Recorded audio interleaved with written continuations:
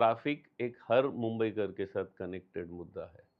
तो जब हमने इसके ऊपर बात चालू की थी कि भई इंफ्रास्ट्रक्चर इम्प्रूवमेंट की जो कंडीशंस हैं, तो हमने ट्रैफ़िक के अंदर जो 18 इम्पोर्टेंट मुद्दे थे, वो इम्पोर्टेंट मुद्दे पे एक एग्ज़िबिशन्स किया। तो ट्रैफ़िक इश्यूज़ की जब बात करना चालू करते तो फर्स्ट ये रियलाइज़ होना चाहिए कि मुंबई के जो पब्लिक ट्रांसपोर्ट है, उसके ऊपर हमने काम चालू किया मुंबई मेट्रो में। तो लास्ट जो मेट्रो आई, जो घाटकोपर से वर्सोवा की थी, 11 किलोमीटर बनाने के लिए 14 साल से ज़्यादा का वक़्त लगा। मुंबई की फुटपाथ है। अभी सरकार ने खुद ही उस पे आरए के स्टॉल्स लगा रखे हैं। जबकि आरए इटसेल्फ 1962 से अभी तक चल रहा था, कितने सालों से बंद हो गया। तो अभी उस स्टॉल्स की ज़रूरत नहीं है, उस स्टॉल्स को रेंट पे दिया जाता है और वहाँ पे other than RA product sale किए जाते हैं। वैसे ही जुल्का भाकर, किसी जुल्का भाकर पे जुल्का भाकर अवेलेबल नहीं। नाम तो मुझे याद नहीं कि जीरो स्लम्स मुंबई कहाँ से आया, पर जीरो स्लम्स बहुत ही टचिंग, इमोशनल सब्जेक्ट है। 65% मुंबई स्लम्स में रह रही है। जैसे मैंने बोला कि 47 में हम आज़ाद हुए, पूरा इंडिया का ध्यान मुंबई पे था। हर आदमी रोजी-रोटी के लिए, हर आदमी अपने सपने के लिए मुंबई पे एक बैग लेके आता था और उस बैग लाते हुए वो यहाँ अपना सपना बकता था। कोई बड़ा कॉर्पोरेट बना, कोई बड़ा हीरो बना, कोई क्रिकेटर बना। मुंबई ने सबको बनाया। यूएन हैबिटेट रिपोर्ट यहाँ पे एक होता है कि किसी को घर देने से पहले ही लोग बोलते हैं कि फुकट में क्यों आपको घर देना किसी को, ये एनक्रोचर्स है। अगर एनक्रोचर्स है तो अगर जो नेचर है, एक चिड़िया को भी घर बनाने का अधिकार देता है, एक चूहे को भी बिल बनाने का अधिकार देता है। तो हर मुंबईकर भी एक इंसान है, उसको अपना घर, अपना शेड बनाने का अधिकार है। Now it is all about roti, kapda और मकान। तो आज रोटी, कपड़ा में तो देश सद्धर है, मकान के लिए नहीं। और प्रधानमंत्री आवास योजना में मुंबई के पैसे से अगर 4 करोड़ घर इंडिया में दिए गए, तो 20 लाख घर मुंबईकर्स को क्यों नहीं दिए जा रहे? एक-एक पाई डाल के हमारे लोगों ने ये जो आज हम ट्राम टर्मिनल बोलते हैं, दादर टीटी और परेल टीटी, वो किस लेवल से, और ये अंग्रेजों के पैसे नहीं थे sir. You will surprise to know कि ब्रिटिश बरोड़ा की जो वेस्टर्न रेलवे आज है, बॉम्बे बरोड़ा, वो नर्मद शंकर सेठ ने पैसे दिए थे। Online version of Tea Corner Season 2.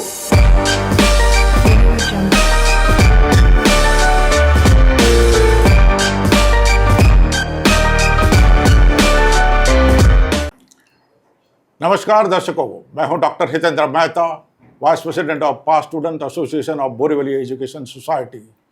आज हम आपको ऐसी शख्सियत से मिलाने जा रहे हैं जो पिछले 15 वर्षों से मुंबई के बेहतरी के लिए काम कर रहे हैं। वो मुंबई मार्च के फाउंडर हैं और मुंबई मार्च संस्था के द्वारा उन्होंने कई कैंपेन किए हैं, करीब 75 कैंपेन किए हैं मुंबई के विभिन्न मुद्दों पर। उनकी काम करने की शैली एकदम निराली है। वो सॉल्यूशन ओरिएंटेड अप्रोच रखते हैं। उन्होंने निम्न लेवल के अथॉरिटी से लेकर यूनियन कैबिनेट मिनिस्टर से मुलाकातें की है, मुंबई के प्रॉब्लम्स को सुलझाने के लिए है। उन्होंने कई पुरस्कार हासिल किए हैं, जिनमें मुंबई हीरो का खिताब अहम है। आइए, आप ज़्यादा सस्पेंस न रखते हुए हम रूबरू करवाते हैं गोपाल जवेरी जी से। गोपाल जवेरी जी, आपका इस पॉडकास्ट में हार्दिक स्वागत है। नमस्कार। आज हम गोपाल जी से मुंबई के 4 चुनौती भरे मुद्दे के बारे में चर्चा करेंगे। पहला मुद्दा है मुंबई की नदियों का, दूसरा मुद्दा है मुंबई के ट्रैफिक और उसके सॉल्यूशन का, तीसरा मुद्दा है मुंबई के स्लम का और चौथा मुद्दा है मुंबई के हेरिटेज साइट्स का। चलिए शुरुआत करते हैं पहले मुद्दे से, मुंबई की नदियों के ऊपर। मुंबई में 4 नदियां हैं, दहिसर, पोईसर, ओसिवारा और मीठी। गोपाल जी, हमें जरा इनका बैकग्राउंड दीजिए कि ये नदी का मुद्दा कैसे आपके दिमाग में आया और किस तरह से इसकी शुरुआत हुई। मुंबई एक ऐसा शहर है, हम कहते हैं कि मुंबई के बीच में जंगल है, पर मुंबई जंगल के बीच में है। मुंबई के अंदर 104 स्क्वायर किलोमीटर का फॉरेस्ट है, जो सेंटर ऑफ द सिटी है। उसके सराउंडिंग में मैंग्रोव्स है। अभी जो चारों नदियां जो आज निकलती है, जिसने बताया दहिसर, पोईसर, ओसिवारा और मीठी, ये संजय गांधी नेशनल पार्क से निकलती है और अरबियन ओशन में जाती है। तो हम संजय गांधी नेशनल पार्क को प्लास्टिक फ्री करने के लिए काम कर रहे थे। तो जब उस काम करते-करते मालूम पड़ा कि इसमें से 4 मेजर नदियाँ निकलती है और ये चारों नदियाँ जैसे संजय गांधी नेशनल पार्क से बाहर निकलती है, बायोलॉजिकली डेड है। मतलब बायोलॉजिकली डेड मीन्स उसका ऑक्सीजन लेवल और उसका जो केमिकल कंटेंट्स है वो पॉल्यूटेड है। तो इसके ऊपर हमने फिर बोला कि मुंबई का जो कंडीशंस है, क्योंकि डे बाय डे सिटी कंक्रीटाइज हो रही है, ग्राउंड वाटर लेवल फॉल हो रहा है, तो खाली एक एनवायरमेंटल प्रॉब्लम ही नहीं पर सिटी का वाटर लेवल का भी प्रॉब्लम्स है। तो ये रिजॉल्व करने के लिए हमने एक रिवर मार्च करके एक पब्लिक मूवमेंट चालू किया, जिसमें रिवर के रिलेटेड डॉक्यूमेंट्स, रिवर के रिलेटेड जो भी कंटेंट्स है, पब्लिक अवेयरनेस है, लोगों को जोड़ना, डिफरेंट ग्रुप्स को जोड़ना, और वो जो बेस था उसको हम रिवर मार्च बोलते हैं।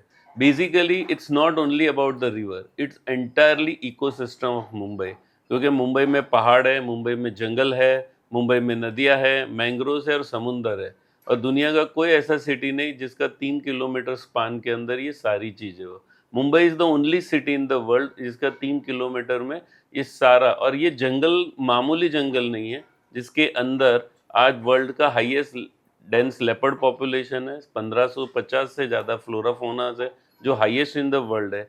जो स्मॉलेस्ट कैट बोलते हैं जंगल कैट, और स्मॉलेस्ट माउस मतलब हिरन की एक प्रजाति है जिसको डियर माउस बोलते हैं, वो भी मुंबई के अंदर मौजूद है।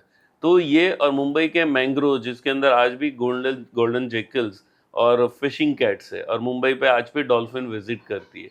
तो ये कंप्लीट इकोसिस्टम जो है, पहाड़ों को, जंगलों को, मैंग्रोव्स को, समुद्र को कनेक्ट करने वाली नदियाँ है। आपने नदियाँ तो 4 बोली, पर 600 किलोमीटर के नाले हैं। और मुंबई कर के लिए नाला मतलब सिर्फ कनेक्टिविटी, एक गंदी जगह। पर nala is basically a word come from the Urdu word which is connecting the naal, means umbilical cord from mother to child. तो ये सबसे प्योरेस्ट फॉर्म ऑफ रिवर होता है, स्मॉलेस्ट रिवर होता है। तो ये जो नाले हैं, ये नाले जब रिजुनेट होंगे तब नदियाँ रिजुनेट होगी। इसके ऊपर के जो सारे प्रॉब्लम्स है उसको एम्फेसाइज करने के लिए हमने ये प्रोजेक्ट चालू किया, जिसका नाम है रिवर मार्च। दर्शकों की जानकारी के लिए मैं बताना चाहूँगा कि रिवर मार्च से स्टार्ट हुआ था ये अभियान। अब आज की तारीख में उसका नाम है मुंबई मार्च। तो गोपाल जवेरी जी, मुंबई मार्च का उल्लेख चारों मुद्दों में आएगा, तो थोड़ा सा बैकग्राउंड मुंबई मार्च के बारे में बताया, कैसे ये आइडिया आया, कैसे लोग जुड़ते गए और कैसे आपने एक काबिल टीम का गठन किया। सी, हर मुंबईकर मुंबई से प्यार करता है और अपना जो भी उसमें हिस्सा है कंट्रीब्यूट करना चाहता है। तो हमको इसने एक लार्जर एस्पेक्ट देखा कि मुंबई एक ऐसी सिटी है जिसमें, जैसे मैंने बताया, कि क्वालिटी इन्वायरमेंट है। मुंबई का एक अपना इंफ्रास्ट्रक्चर हिस्ट्री रहा है। मुंबई के अंदर आर्कियोलॉजिकल साइट्स है, some are UNESCO heritage sites भी है।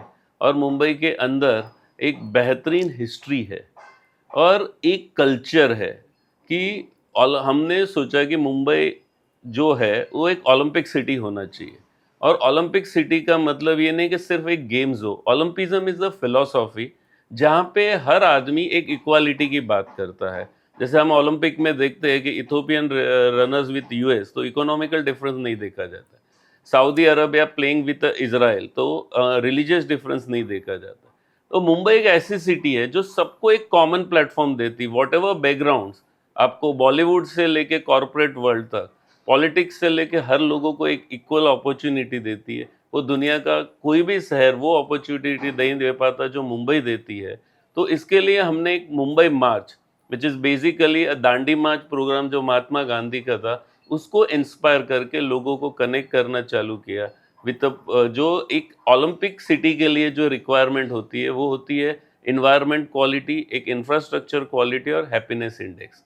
तो ये चीज़ जो है मुंबई मार्च के बैकग्राउंड में है। ऊपर से आपको इन्वायरमेंट, हेरिटेज, इंफ्रास्ट्रक्चर और जीरो स्लम्स दिख रहा है, पर basically to make the city accessible to the world कि हाउ द मुंबई का lives with the happy life, which जो आज नहीं है। मुंबई की नदियों को पुनर्जीवित करने का प्रयास कर रहे हैं, तो थोड़ा सा हमें इन प्रयासों के बारे में बताइए, क्या क्या प्रयास मुंबई मार्च ने अभी तक किए हैं। सी, मैंने जैसे बोला कि मुंबई मार्च इज़ अ पब्लिक मूवमेंट। और आज अभी थोड़े दिन पहले आपने पढ़ा होगा पेपर में कि एक पेरिस की नदी को रीजूनेट करने को 100 ईयर्स लगे। और थेम्स को 75 साल से ज़्यादा लगे after the second world war. तो इट्स नॉट अ डे और अ ईयर और a decade, it is a multiple decade programs, क्योंकि ये हम इम्प्रूवमेंट की बात करते हैं, नेचर इम्प्रूवमेंट की बात करते हैं। तो सबसे पहले तो पब्लिक और सरकार की कनेक्टिविटी, अथॉरिटी की connectivity is important, awareness is important. तो इसको कनेक्ट करने के लिए और टेक्नोलॉजी क्या यूज़ हो रही है to improve the river conditions, और उसके साथ में रिवर एक खाली एक सिर्फ पानी की बात नहीं होती, एक पूरा बायोलॉजी होता है, उसके अंदर एक बॉटनी होती है, उसके अंदर एक माइक्रोबायोलॉजी होती है, उसके अंदर एक जियोलॉजी होती है। तो ये एनिमल्स लास्ट तक आवे, वो फिश लास्ट तक आवे, उसके अंदर टर्टल्स रहे, उस क्वालिटी का जब वाटर बनता है, उसके अंदर जो ग्रीनरी आती है, तब तक का ये मूवमेंट है river March. So it's not for a year और अ डेकेड, लास्ट 15 साल से हम कर रहे हैं। आज सरकार उस पे एसटीपीज लगाने जा रही है, हम कुछ हिस्से कोर्ट में फाइट कर रहे हैं, जिसके ऊपर कॉन्क्रिटाइजेशन इफेक्ट ऑन द रिवर्स है। तो ये डिफरेंट मुद्दे है जिसके अंदर जो नदी को कनेक्ट करते हैं। इस अभियान में आप कौन सी ऐसे प्रयासों को महत्वपूर्ण मानेंगे जो अभी तक आपने उपलब्धि हासिल की है, और इसको तेज गति देने के लिए मुंबई मार्च के क्या प्रयास आगे आने वाले हैं? सबसे पहले पब्लिक कनेक्टिविटी, कोई भी मूवमेंट है तो वो मूवमेंट को लंबा चलाने के लिए जब तक लोग नहीं आते, तो हम बोलते हैं ना, साथी हाथ बढ़ाना एक अकेला थक जाएगा। तो ये वही वाला हिस्सा है कि हम लोगों को जोड़ते रहे, और लोग जैसे जुड़ते रहेंगे ये प्रोसेस आगे बढ़ता रहेगा। That is the first step. Second step is कि हम कोई भी चीज़ों को बचाने की बात नहीं करें, we are talking about the improvement. हमारे पास उतनी, एक इंसान के पास ताकत नहीं होती कि वो नदी को बचा लेवे या कोई सिटी को बचा लेवे। हमारा ताकत होता है इम्प्रूवमेंट, और improvement is the constant phenomena, it's not a for a movement. तो ये नदिया का जो अभियान है, इट्स अ कंटिन्यूअस इम्प्रूवमेंट जो आगे चल के चलते रहेगा। और इसका मेजर जो आपने मेरे को क्वेश्चंस किया कि व्हाट इज़ द, एक तो पब्लिक का जुड़ना, एक सरकार की तरफ से पॉजिटिव वे जो लोगों ने नदी के लिए बताया है, सरकार है या बीएमसी हो, जिन्होंने फंड्स दिया एक लेवल पे जाके, जिन्होंने इम्प्रूवमेंट की बात की है। और ऑफ कोर्स द प्रेस ने भी बहुत सपोर्ट किया, कि प्रेस ने जिस हिसाब से सपोर्ट किया, मुंबई की नदियों के बारे में लिखा या अवेयरनेस क्रिएट किया, that is the great help to take this movement up further. बहुत बहुत धन्यवाद गोपाल जी। अब चर्चा करते हैं दूसरे मुद्दे पर, मुंबई की ट्रैफिक समस्या और समाधान के बारे में। मुंबई इंडिया की आर्थिक राजधानी है। इसको ड्रीम सिटी और मैक्सिमम सिटी के नाम से भी जाना जाता है। मगर ये भी बात सच है कि मुंबई के ट्रैफिक से काफ़ी परेशान है। तो थोड़ा सा ये जो आपने जो अभियान स्टार्ट किया और किस तरह से ये मुद्दा आपका एक अहम मुद्दा बन गया कैंपेन के बारे में, इसके लिए थोड़ी जानकारी दीजिए। सी, नदियाँ एक ऐसा मुद्दा है जो एनवायरनमेंट प्रेमी है, उनके साथ कनेक्टेड है। पर ट्रैफिक एक हर मुंबईकर के साथ कनेक्टेड मुद्दा है। तो जब हमने इसके ऊपर बात चालू की थी कि भाई इंफ्रास्ट्रक्चर इम्प्रूवमेंट की जो कंडीशंस है, तो हमने ट्रैफिक के अंदर जो 18 इम्पोर्टेंट मुद्दे थे, वो इम्पोर्टेंट मुद्दे पे एक एग्जीबिशंस किया, उसके ऊपर स्टडी चालू की। तो स्टडी में पता चला कि जिस हिसाब से कोई भी चीज़ का जो आंसर होता है, वो उसी बुक के अंदर होता है जहाँ पे क्वेश्चंस होता है। तो मुंबई का जो डेवलपमेंट प्लान है, वही आंसर करता है मुंबई के ट्रैफिक इश्यूज़ के क्या है। तो ट्रैफिक इश्यूज़ की जब बात करना चालू करते, तो फर्स्ट ये रियलाइज़ होना चाहिए कि मुंबई के जो पब्लिक ट्रांसपोर्ट है, उसके ऊपर हमने काम चालू किया, मुंबई मेट्रो में। तो लास्ट जो मेट्रो आई, जो घाटकोपर से वर्सोवा की थी, 11 किलोमीटर बनाने के लिए 14 साल से ज़्यादा का वक़्त लगा। तो मुंबई में 162 किलोमीटर्स की मेट्रो थी। तो वो मेट्रो बनाने के लिए करीबन 162 ईयर्स लगते, तो जनरेशंस, 4 जनरेशंस लग जाते। तो हमने उस टॉपिक पे मुंबई मेट्रो में काम चालू किया। तो मेट्रो को इम्प्रूवमेंट लेने के लिए हमने जो काम चालू किया, वो बॉम्बे हाई कोर्ट तक गए उसके लिए, इम्प्रूवमेंट के लिए। और फर्दर पता चला कि जैसे-जैसे भी मेट्रो बढ़ रही है, मुंबई भी बढ़ रहा है। और ट्रैफिक की जो कंडीशंस है, एक टॉमटॉम रिपोर्ट है, वो बोलती है कि मुंबई 41,000 करोड़ का फ्यूल स्टैंड स्टिल कंडीशन में फूक देता है। तो ये सिर्फ फ्यूल नहीं फूकता, हमारा पैसा भी जाता है, टाइम भी बर्बाद होता है, और इसके साथ में हम जो लॉस कर रहे हैं वो एनवायरमेंटल लॉस भी है। तो हमने उसके ऊपर स्टडीज़ चालू की, मॉडल्स बनाए, डिफरेंट जो सरकार के रिपोर्ट्स थे, उसके ऊपर काम करते हुए एक पार्ट पता चला कि आउट स्टेशन बसेस। तो आउट स्टेशन जो बसेस है, उसके लिए हमने जो भी दहिसर, मुलुंड और वासी पे ऑक्ट्रिक का जो जगह खाली हुआ था, उसकी जगह पे हमने आउट स्टेशन बस टर्मिनल्स का प्रपोज़ल किया, जो आज एग्ज़ीक्यूट होने जा रहा है। उसी साथ में मिसिंग लिंक कि मुंबई के 250 से ज़्यादा ऐसे स्पॉट है जहाँ पे रोड्स कनेक्टेड नहीं है, और ये रोड्स कनेक्ट करने के लिए हमने काफ़ी एग्जीबिशंस किए, उसको सरकार तक लेके गए, प्रेस तक लेके गए, और आज हम फाइनली उसको बॉम्बे हाई कोर्ट तक लेके जाने का सोच रहे हैं कि जो कॉम्प्रिहेंसिव रिपोर्ट है बीएमसी की, जो 2017 में आई, वो क्लियरली बोलती है कि जितने भी मिसिंग लिंक है, that is the one of the reason Mumbai traffic के बारे में। तो मुंबई के ट्रैफिक के वेरियस इश्यूज़ है, जिसमें एक मेजर इश्यूज़ है मिसिंग लिंक का। तो हमने एक कैंपेनिंग चालू किया था जिसका नाम है लापता सड़क। तो लापता सड़क की जितने भी 250 स्पॉट पे जो सड़क है, उसका क्या कारण है लापता का?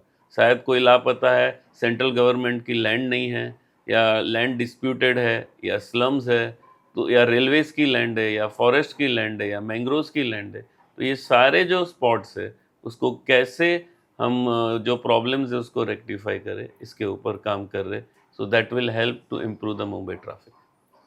मुंबई की यातायात समस्या के लिए यानी सरकार क्या कर सकती और जो आम आदमी किस तरह से उसमें सहयोग दे सकता है, कृपया इसके ऊपर थोड़ी जानकारी दीजिए। सब कुछ सरकार को करना है, और आम आदमी आदमी को सरकार से इम्प्लीमेंटेशन जो भी सरकार की गुजारिश है वो करना है। अभी फॉर एग्जांपल एक स्मॉल बात ले लूँ तो मुंबई की फुटपाथ है। अभी सरकार ने खुद ही उस पे आरए के स्टॉल्स लगा रखे हैं, जबकि आरए इटसेल्फ 1962 से अभी तक चल रहा था, कितने सालों से बंद हो गया। तो अभी उस स्टॉल्स की ज़रूरत नहीं है, उस स्टॉल्स को रेंट पे दिया जाता है, और वहाँ पे other than RA product sale किए जाते हैं। वैसे ही जुल्खा भाकर, किसी जुल्खा भाकर पे जुल्खा भाकर अवेलेबल नहीं है, और सरकार चाहती है तो स्टॉल्स की जगह पे आप दुकान के अंदर आप कुछ भी भाड़ा दे के भी जुल्खा भाकर चला सकते हैं, पर सरकार ये फुटपाथ पे लाना चाहती है। इसकी आड़ में जब सरकारें, वैसे ही हैंडीकैप स्टॉल्स थे मुंबई में पीसीओ के, वो पीसीओ स्टॉल्स कहाँ गए? वो स्टॉल्स दुकान में कन्वर्ट हो गए। तो सारी फुटपाथें जो है पहले तो सरकारी प्रोजेक्ट की वजह से ही जो है वो एनक्रोच हुई। इसके साथ में जो बाकी का इम्प्लीमेंटेशंस है कि अभी जो कार्स है, सेकंड सेल कार्स है, वो फुटपाथ पे जाके लोग बेच रहे हैं, या हॉकर्स का जो भी कंडीशंस है सिटी के अंदर, उसके बारे में सरकार ने जो भी लॉज है उसको राइटली इम्प्ली, इवन दो कोड बोलने के बाद भी कि 150 मीटर के अंदर स्टेशन के आजू बाजू आपके हॉकर्स नहीं होने चाहिए, कि इसके बावजूद भी सरकार उसको कवर नहीं कर पा रही है। तो दोनों साइड से, और लोग उस हॉकर से खरीद रहे हैं, तो ये दोनों एक इम्प्रूवमेंट की बात है। इसके साथ साथ जहाँ जहाँ पे भी लोगों को लगता है कि मिसिंग लिंक है, सरकारी एजेंसीज नहीं कर रही है, तो they have to come out with demand. क्योंकि कुछ डिमांड्स हमने देखी कि जो लास्ट 5 साल में हमने कवर किया, कि कुलुपवाड़ी बॉटल नेक थी, continuous process between the BMC and the forest department, improvement मिला है। तो वैसे 250 बॉटल नेक्स है जिसके ऊपर इम्प्रूवमेंट मिल सकता है, पर सरकार ने एक इच्छा जाहिर करनी चाहिए कि हम ट्रैफिक के लिए रियली सीरियस है, सिंसियर है, तो लोग डेफिनेटली सपोर्ट करेंगे, and Mumbaikars are always there for government. ये ट्रैफिक की समस्या हल होने से मुंबई को, देश को और मुंबईकर को क्या क्या लाभ हो सकते हैं, थोड़ा एक संक्षेप में बताइए। मुंबई एक ऐसा शहर है, मुझे लगता है कि हमारा जो पार्टीशन हुआ था वो टू नेशन थियरी पे लोग बोलते हैं कि भाई हिंदू मुस्लिम्स के लिए इंडिया पाकिस्तान पार्टीशन हुआ था, पर अंग्रेजों ने बहुत दिमाग के साथ the highest GDP making area है जैसे सिंध, पंजाब और बंगाल, वो इंडिया से अलग कर दिया, और बचा था अकाल, गरीबी, भुखमरी और अनएजुकेशन। राइट एजुकेशन नहीं था, इंफ्रास्ट्रक्चर्स नहीं था, वाटर लेवल नहीं था, तो जो बच गया था हमारे पास, एक बचा था मुंबई, जो मुंबई ने इंडिया को आज थर्ड लार्जेस्ट इकोनॉमी बनाने की कतार पे ला के दिया है। क्योंकि Mumbaikar is paying 25% of income tax, Mumbaikar पे 28% of railway revenue, this Mumbaikar is giving a 6.164% around in GDP. तो इतना कंट्रीब्यूशन जो मुंबईकर का है, क्योंकि हर मुंबईकर वर्ल्ड में हाईएस्ट काम करता है 13.5 घंटे, और 13.5 घंटा दुनिया का कोई सिटीजन काम नहीं करता है जो मुंबईकर करता है। और रिटर्न में हम क्या लेके जाते हैं? 21 लाशें जो ट्रेन से गिर के रोज मरती है, और ट्रैफिक के हजारों घंटे, और पॉल्यूशन। तो ये जो है, आज Mumbai is the city going to be the next cancer capital, वैसी हालत हो गई। आपने फाइनेंशियल कैपिटल की बात की, cancer is increasing at rate of 25% per annum. तो ये जो डेटास देखते हुए सरकार ने, अगर इंडिया को थर्ड लार्जेस्ट से फर्स्ट लार्जेस्ट और डेवलपिंग नेशंस बनाना है, तो मुंबई को फर्स्ट डेवलप करना पड़ेगा। क्योंकि मुंबई का, जैसे मैंने आपको बताया, कि जो वे है looking towards the business, looking towards the development, वो इंडिया फॉलो करता है। तो इसके कारण हाँ, वी आर लुकिंग कि we become a third largest और डेवलप्ड नेशन। तो उसके लिए मुंबई का इम्प्रूवमेंट प्लान बहुत ज़रूरी है, may be it in environment और इन इंफ्रास्ट्रक्चर। बहुत सही कहा गोपाल जी आपने। अब हम आगे बढ़ते हैं तीसरे मुद्दे पर, जीरो स्लम्स का। थोड़ी सी जानकारी इस जीरो स्लम्स के बारे में बताइए कि नाम का यानी किस तरह से कॉइन किया आपने, यानी एक अनोखा नाम है जीरो स्लम्स, और इस कैंपेन के बारे में मिस क्या क्या प्रयास किए जा रहे हैं और किस तरह से आप अभियान चलाने की कोशिश कर रहे हो, इसके बारे में जरा दर्शकों को बताइए। नाम तो मुझे याद नहीं कि जीरो स्लम्स मुंबई कहाँ से आया, पर जीरो स्लम्स बहुत ही टचिंग इमोशनल सब्जेक्ट है। 65% मुंबई स्लम्स में रह रही है। जैसे मैंने बोला कि 47 में हम आज़ाद हुए, पूरा इंडिया का ध्यान मुंबई पे था। हर आदमी रोजी रोटी के लिए, हर आदमी अपने सपने के लिए मुंबई पे एक बैग लेके आता था, और उस बैग लाते हुए वो यहाँ अपना सपना बकता था। कोई बड़ा कॉरपोरेट बना, कोई बड़ा हीरो बना, कोई क्रिकेटर बना, मुंबई ने सबको बनाया। पर मुंबई के लिए उनकी कंडीशंस क्या है? तो आज जो 65% जो स्लम्स में रह रहे, nobody talks about the dignity. The India is looking Mumbai की एक बॉलीवुड है, इंडिया इज लुकिंग मुंबई के एक कॉरपोरेट सेक्टर्स है, जहाँ पे पैसा आ रहा है, देश को पैसा आ रहा है, कुछ लोगों के पास पैसा आ रहा है। पर ये पैसे के अंदर 13.5 घंटा काम करने वाला मुंबई का जो पीस रहा है, वो स्लम्स में है। और ये स्लम्स में बेसिक नीड्स जो है, जैसे कि टॉयलेट्स या लाइट्स या एयर क्वालिटी, वो तक नहीं है। और ये इम्प्रूवमेंट की बात नहीं है। अगर 1965 में सिंगापुर, अगर पूरा जो 98% सिंगापुर स्लम में था, 0.06% सिंगापुर स्लम में है, तो सिंगापुर 5 साल में रिवाइव कर सकता है। तो वाई कांट मुंबई? और हमने बहुत सारे प्रोजेक्ट रिपोर्ट्स बनाए, करीबन 6-8 एग्जीबिशंस किए, 2 आर्किटेक्चरिंग कॉलेज के साथ हमने प्रोजेक्ट्स किए। सारे प्रोजेक्ट्स जो है वो बोलते हैं कि इट इज़ पॉसिबल। पॉसिबल में क्या है कि 1995 में एसआरए आया, और हमने दिमाग लगा के रखा कि एसआरए रिजॉल्व करेगा। पर हमारे साथ म्हाडा जैसी भी ऑर्गेनाइजेशंस है जो खुद घर को कंस्ट्रक्ट कर सकती है, पर आज म्हाडा घर बेच रही है। एसआरए लोग सेल के ऊपर देख रहे हैं, ना कि लोगों के घर के ऊपर। और मेरे को बहुत पिंच होता है जब एक जवान लड़की एक डब्बा लेके रात के मिडनाइट पे जब वो टॉयलेट पे जाती है। आप घर पे एक टॉयलेट नहीं दे सकते।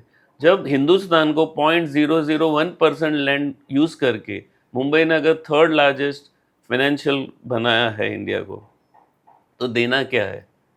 कुछ लाख करोड़ रुपए, which is less than Ahmedabad Mumbai bullet train budget.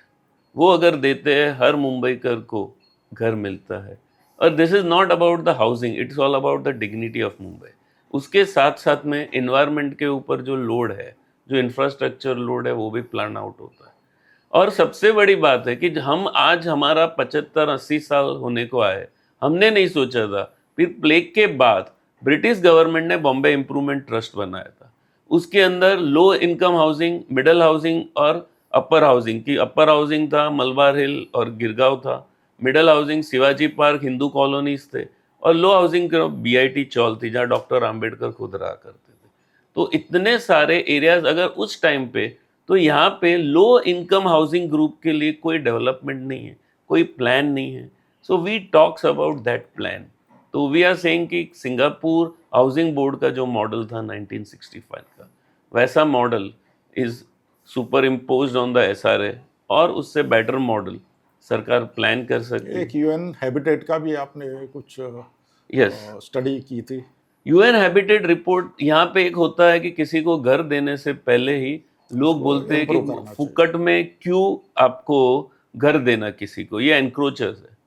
अगर एनक्रोचर्स है तो अगर जो नेचर है, एक चिड़िया को भी घर बनाने का अधिकार देता है, एक चूहे को भी बिल बनाने का अधिकार देता है, तो हर मुंबईकर भी एक इंसान है, उसको अपना घर, अपना शेड बनाने का अधिकार है। Now it is all about roti kapda और मकान। तो आज रोटी कपड़ा में तो देश सद्धर है, मकान के लिए नहीं। और प्रधानमंत्री आवास योजना में मुंबई के पैसे से अगर 4 करोड़ घर इंडिया में दिए गए, तो 20 लाख घर मुंबईकर्स को क्यों नहीं दिए जा रहे? तो ये क्वेश्चन बहुत बड़ा है। It is a question which is related to environment, it is a question related to your infrastructure. It is a question all about the dignity of each and every Mumbaikar who is suffering either from traffic or from health or from environment. ये SRA की जो scheme है, यानी ये जो भी slums में जो रहते हैं उनको हटाकर एक बड़े सारे टावर में अंदर शिफ्ट करेंगे, तो आपके हिसाब से ये क्या समस्या सॉल्व हो जाएगी? यानी एक हॉरिजेंटल स्लम है, उसको वर्टिकल स्लम बनाने की कोशिश कर रहे हैं, वो लोग तो उसमें रहेंगे नहीं, वो लोग तो अपना मकान जो है किसी को भाड़े पे दे देंगे और नई जगह पे एक नया स्लम खड़ा होगा। तो ये जो एसआरए का जो बेसिक कॉन्सेप्ट है, क्या ये यानी एक्चुअली प्रॉब्लम सॉल्व कर पाएगा? See, वर्टिकल और हॉरिजेंटल प्लानिंग कोई भी सिटी का पार्ट होना चाहिए, फर्स्ट थिंग। सेकेंड थिंग है कि कॉन्सेप्ट रिजॉल्व कर पाएगा कि नहीं। तो यूएन हैबिटेट रिपोर्ट क्लियरली बोलता है कि जब आप घर देते हो तो वो जो घर का जो प्लान है वो किस हिसाब से होना चाहिए और उसके लॉन्ग लास्टिंग इफेक्ट एक ह्यूमन लाइफ पे कैसे होना चाहिए। तो उसके अंदर पुलिस और बीएमसी जो है कि वापस से स्लम्स ना बने। पर स्लम्स बनते कैसे कि आज आप एसआरए बना देते हो तो कुछ पोर्शन के घर मिलते हैं। हम जो डिमांड कर रहे हैं कि पूरा मुंबई को एक साथ में प्लान किया जाए, क्योंकि आज कुछ घर है, अब भी 80,000 से ज़्यादा घर है एयरपोर्ट अथॉरिटी के लैंड के ऊपर। अभी एयरपोर्ट के फनल के अंदर इसका एसआरए नहीं हो सकता। 1 लाख से ज़्यादा घर है नेशनल पार्क और मैंग्रोव्स की लैंड पे, इसका डेवलपमेंट नहीं हो सकता। तो सरकार क्या कर रही है कि एसआरए में 40% तो है, लोगों को घर दे रही है, 60% है सेल में जा रहा है। वी आर सेइंग कि ऑल 100% आपको लोगों को घर देने हैं कि जहाँ पे इको सेंसिटिव एरियाज है, इंफ्रास्ट्रक्चर एरिया, वहाँ से निकल के आप इसके ऊपर लोड कीजिए लोगों को कि जिसके कारण जो खाली जगह है वो इंफ्रास्ट्रक्चर पे डेवलप हो। जब भी इसका एक बार में प्लान होगा, एक बार में प्लान होके साथ में इम्प्लीमेंट होगा, जैसे सिंगापुर हाउसिंग बोर्ड मॉडल में किया, तो ये जो पोर्शंस है कि आपका जो भी एनक्रोचमेंट है वो एक लेवल पे जाके रुकेगा। एंक्रोचमेंट अगर आप मुंबई का देखते हो तो 1993 के बाद बढ़ा है। सबका उसमें लोगों का भी रिक्वायरमेंट था, माइग्रेशंस भी मुंबई के ऊपर लोड कर रहा था, इंडिया भी स्ट्रगल कर रहा था, पर now the status is different. We having a technology, we having a people, we having a authorities differently, so they can control more better, but the planning should be at a time, the implementation should be at a time कि मुंबई कुछ एक time bounded programme में slum free हो जाए। Slum के मुद्दे में अगर हम धारावी की बात न करें तो ये मुद्दा अधूरा रह जाएगा। धारावी अपने आप में एक कंट्री के समान है, काफ़ी यानी इंडस्ट्रीज है, काफ़ी तरह के उद्योग चल रहे हैं, तो उसके बारे में थोड़ा सा बताइए। सी वही बात है सरकार का अप्रोच धारावी के लिए। धारावी बेसिकली तो एक कोली टाउन था और धारावी फोर्ट था। It's the only fort which is not having a door, चारों तरफ पानी था और बोट से फोर्ट की दीवारें लांगी जाती थी। धारावी जैसे जैसे एक सिटी का एंड पे डेवलप हुआ तो ये एक इंडस्ट्रियल स्लम्स आप बोल सकते हो कि जिसके अंदर रेड पिकर्स से लेके रिसाइकल्स चीज़ें आई। मैंने धारावी के बारे में 2-3 बुक से पूरी पढ़ी। सुबह जो मुंबईकर को नाश्ता कराने के लिए इडली आती है, वो धारावी में रात सही को बात है। दोपहर को 3 बजे बनना चालू होती, सुबह 3 बजे तक बनती है और एल्यूमिनियम के टोप में लगा के सुबह 4 बजे की पहली ट्रेन से किंग सर्कल स्टेशन, आपका साइंस स्टेशन और माहिम स्टेशन से लोग निकलते हैं। वो पनवेल, करजत, कसारा और विरार तक, धानु तक पहुंचते हैं और वो भोपू इडली मुंबई में बोली जाती है और वो 12 बजे तक सस्ते में लोगों को नाश्ता करा के वापस आते हैं और वापस 3 बजे इडली बनाना चालू करते हैं। सो एक ये बात है, ड्रेस मटेरियल की बात है, लेदर इंडस्ट्रीज़ की बात है, रिसाइकल इंडस्ट्रीज़ की बात है, बहुत सारी इंडस्ट्रीज़ धारावी में है। अभी धारावी को आप एक वर्टिकली सिर्फ लोगों का घर बोलोगे, कुंभारवाड़ा है 3-3 4-4 हज़ार स्क्वायर फीट के, क्योंकि कुंभार का जो काम है, पॉट मेकरी है, वो छोटी जगह में हो नहीं सकती।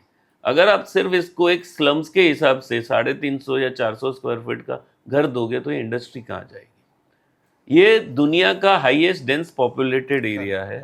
ये एरिया के अंदर आप अभी 40% एक्स्ट्रा सेल करोगे, तो आप अगर मुंबई का सेंटर मैप देखोगे 3 स्टेशन के बीच में, सायन, किंग सर्कल और माहिम के बीच में बची हुई धारावी में, और 40% आप डाल रहे हो, ऐड ऑन कर रहे हो, मतलब आप वहाँ पॉपुलेशन डेंस बढ़ा रहे हो, तो ट्रैफिक भी बढ़ेगा, इंफ्रास्ट्रक्चर लोड बढ़ेगा।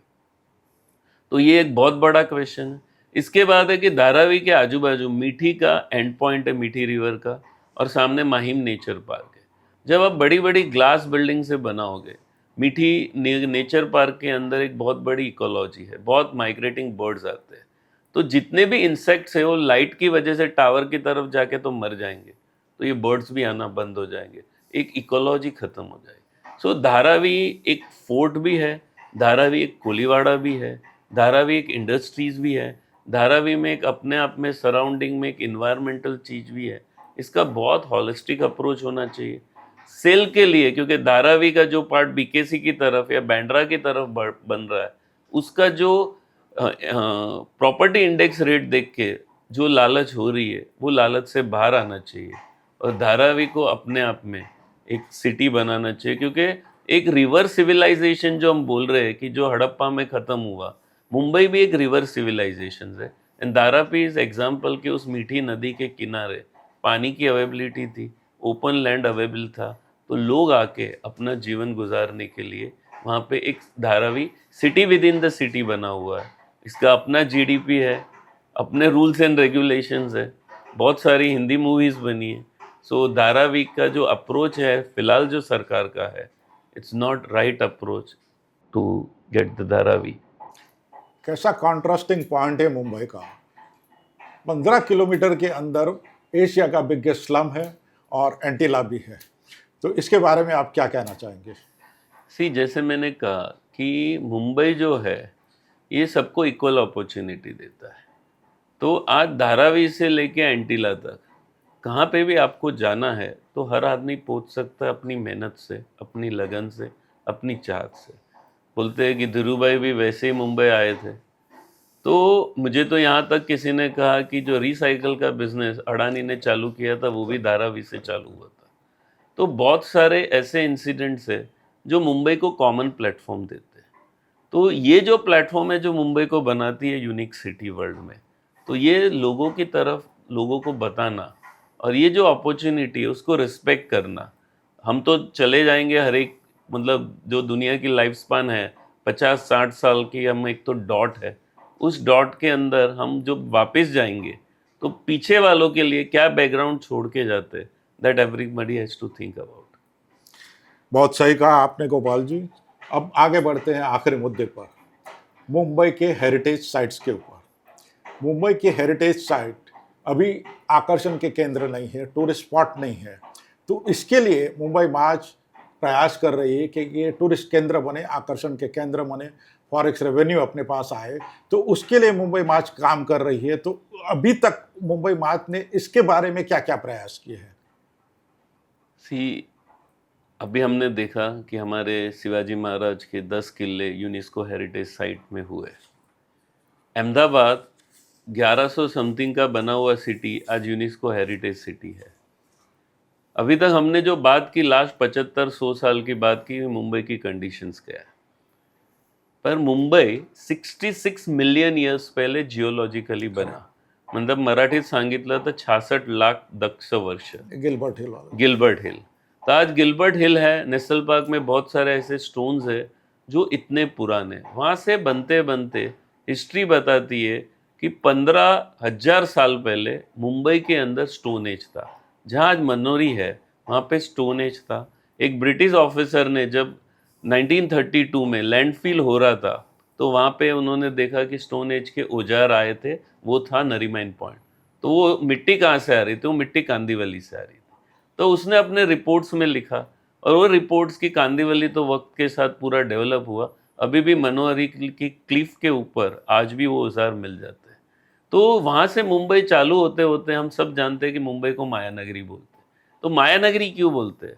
क्योंकि भगवान परशुराम को जब सारे क्षत्रियों ने लैंड जीती और उनको वहाँ से निकाला, तो अभी वो जाए कहाँ से? उनको बोला कि यहाँ से निकलो। तो माया से जो नगरी बनाई, वो माइथोलॉजिकली हो सकता है, पर मुंबई रियल में माया नगरी है। The beautiful waterfalls, the greeneries, the tiger land and the beaches of Mumbai, जो मुंबई को एक रियल माया नगरी बनाते। और आज भी उसका सबूत है तुंगारेश्वर टेम्पल। जब वहाँ पे तुंगा नाम का राक्षस रहता था, उस राक्षस को मार के वहाँ पे एक राज्य एस्टेब्लिश किया परशुराम ने, और वो राक्षस शंकर का भक्त था। तो उस मंदिर को आज हम तुंगारेश्वर मंदिर, जो वसई के आजू बाजू से मुंबई को कवर्ड करता था। हम जिस देश को भारत बोलते हैं, वो भारत का जन्म किधर हुआ? वो भारत का जन्म हुआ था जहाँ पे आज टिटवाड़ा मंदिर है। Correct. वहाँ पे ऋषि का आश्रम था। वहाँ मेनका और विश्वामित्र की पुत्री शकुंतला को छोड़ दिया गया, और उस लड़की को जो शांतनु के साथ पुत्र हुआ, उसका नाम भारत। तो वो भारत का जन्म भी मुंबई में हुआ। इसके बाद भी अगर हम देखते हैं कि बाणगंगा, जहाँ भगवान राम ने विजिट किया था, Correct. या ओशिवीरा रिवर की आपने शुरुआत में बात की, जहाँ पे आज राम मंदिर स्टेशन है, उसके बाहर भी भगवान राम का मंदिर है। एक लौता मंदिर है जिसके अंदर हनुमान राम के साथ नहीं, Correct. क्योंकि जब तक हनुमान मिले नहीं थे राम को। तो ये स्टोरी रामायण के काल से, एक स्तूपा कृष्ण भी है काल नाला से, सोपारा में। हाँ, एक स्तूपा है। फिर अब आगे जाके देखेंगे तो 2200 साल पहले नाला सोपारा में जो बुद्धिज्म का प्रचार चालू हुआ, तो एक स्तूपा है जहाँ बोला जाता है कि भगवान बुद्ध का विजिट हुआ था। अशोका के लड़के महेंद्र ने विजिट किया था। वो स्तूपा के आजू बाजू जो सोपारा पोर्ट है, which was the biggest port of a history, वहाँ से जो सारे जो व्यापारी थे, वो मुंबई के डिफरेंट केव्स को यूज़ करते थे। वहाँ से निकलते हुए कनेरी केव्स, आपका Mahakali caves, Jogeshwari caves, Kalra caves, Lonavala तक, और फिर इंटरनल इंडिया में वो सारा व्यापार जाता था। तो ये सारे अवशेष जो आज दिखते हैं कनेरी केव्स में या मंडकेश्वर केव्स में, ये आज भी है। तो ये 2200 साल पहले भी मुंबई के अंदर था। पर हम मुंबई को जानते हैं डायरेक्टली ब्रिटिशर्स और पोर्टुगीज से, पर मुंबई में 15 लाख साल पहले भी कुछ था। मुंबई में 2200 साल पहले भी कुछ था। और इसके बाद जब ब्रिटिशर्स आए तो उसकी बाद की मुंबई हम जानते हैं। पर मुंबई का कल्चर, मुंबई का इन्वायरमेंट, मुंबई के हिस्टोरिकल स्पेसेस में इतने पुराने मॉन्यूमेंट्स हैं, मुंबई के अंदर के किले, मुंबई के अंदर के बिल्डिंग्स। मुंबई एक दुनिया का ऐसा सिटी है जहाँ पे सारे, वाराणसी में भी the city of temple, Mecca में भी द सिटी ऑफ मॉस्क, और वेटिकन में भी द सिटी ऑफ चर्चेस। तो Mumbai is the only city वहाँ Chinese, Japanese, Buddhist, Hindu temples, mosque, सब कुछ है। तो दुनिया के, और मुंबई के अंदर सिनेगॉग है जहाँ पे 1500 यहूदीज खाली है, पर मुंबई के अंदर 19 सिनेगॉग्स है। हर एक की दफन भूमि है। तो ये सारा जो मुंबई को एक यूनिक कल्चर बनाता है, तो मुंबई में आज एक ट्राई कर रहा है कि मुंबई को यूनेस्को हेरिटेज सिटी डिक्लेयर किया जाए। क्योंकि हम धारावी के स्लम्स के अंदर भी कुछ हिस्ट्री देखते हैं, हम हमारे किलों में भी देखते हैं, मराठा या गुजरात सल्तनत भी देखते हैं, हम औरंगज़ेब की हिस्ट्री भी मुंबई में देखते हैं। अंग्रेज़ों से लेके और इंडिपेंडेंट हिस्ट्री में, चाहे भारत छोड़ो का बात हो, चाहे चाफेकर ब्रदर्स का बात हो, लोकमान्य तिलक का जो गणेश जैसे गणपति उत्सव या गोविंदा जैसे यूनिक उत्सव जो मुंबई में है, मुंबई की ईद हो या दिवाली हो, एक यूनिक होती है। तो फेस्टिवल्स से लेके मुंबई के हेरिटेज तक ये दुनिया के सामने आना चाहिए, और इसके कारण मुंबई का उसको काम मिलेगा, लोगों को एक अपॉर्चुनिटी मिलेगी कनेक्ट करने को। क्योंकि as far as the tourism industry is concern, India is very back compare to the Italy और फ्रांस। तो यहाँ पे भी वो चीज़ें हैं।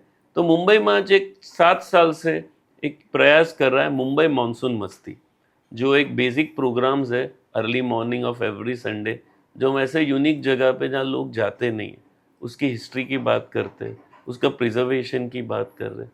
तो ये इम्प्रूवमेंट चाहते हैं। कहीं पे सरकार सामने आई है, घोड़बंदर फोर्ट को इम्प्रूव किया, माहिम फोर्ट को इम्प्रूव किया। तो आज 2 फैमिलीज़ हैं मुंबई में, जो चाइनीज़ फैमिलीज़ है, मराठी बोलती है, और वो फैमिलीज़ आज वो एक लोटा मंदिर जो चाइनीज़ टेम्पल है उसको मझगाँव में बचाने में लगी हुई। तो ये छोटे-छोटे प्रयास है, अगर सरकार सामने आवे और जैसे गणपति को आज स्टेट फेस्टिवल डिक्लेयर किया, मुंबई को भी एक यूनेस्को सिटी के लेवल पे एक टूरिज़्म या हिस्ट्री को डेवलप किया जाए। 19 से ज़्यादा म्यूज़ियम्स है, 7 से ज़्यादा केव्स है। तो ऐसी चीज़, जापानीज़ टेम्पल है आज वर्ली में। तो ये जो चीज़ें हैं, वो चीज़ें लोगों तरफ जानी चाहिए, और हर चीज़ का इम्पोर्टेंस जो है, और मॉडर्न चीज़ें तो है ही मुंबई में।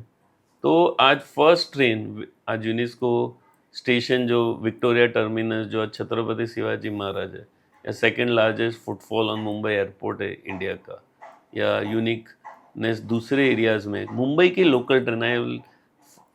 जो ये नहीं बताऊंगा तो प्रोग्राम ऐड नहीं होगा कि हम मुंबई को, मैंने बताया कि 21 लोग गिर के मर रहे हैं, पर मुंबई की लोकल ट्रेन डेली 75 लाख लोगों को ट्रैवल करती है।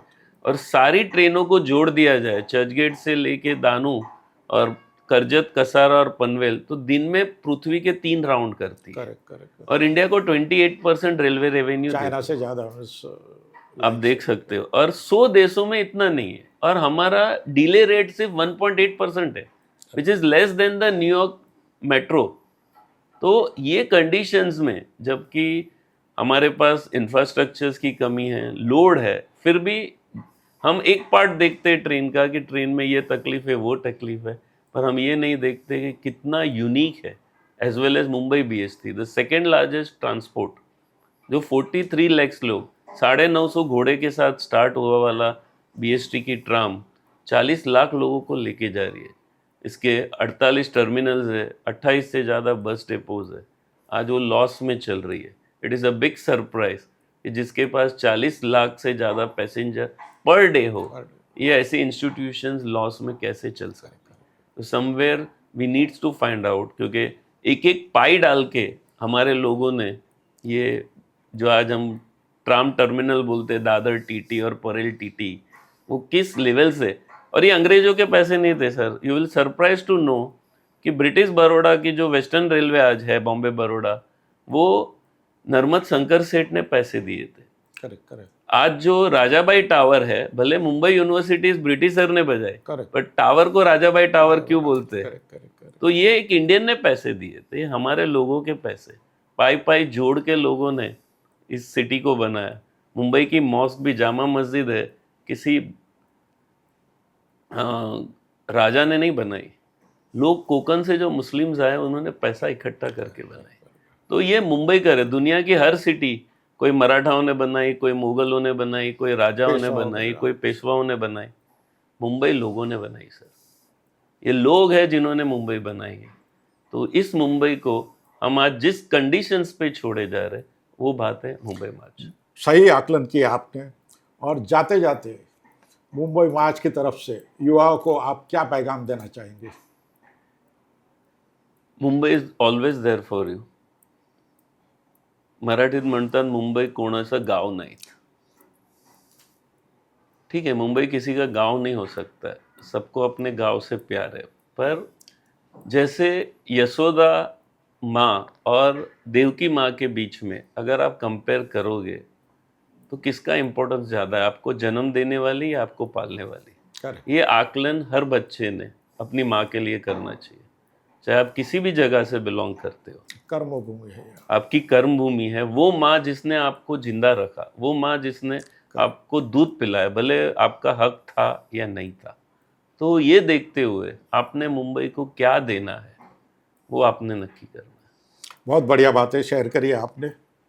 दोस्तों, अब पॉडकास्ट को विराम देने का समय आ गया है। बहुत सारी बातें और भी हो सकती है, मगर समय की पाबंदी है। अलविदा कहने से पहले हम गोपाल जी को टी कॉर्नर की तरफ से एक छोटा सा मेमेंटो पेश करना चाहेंगे। Thank you sir.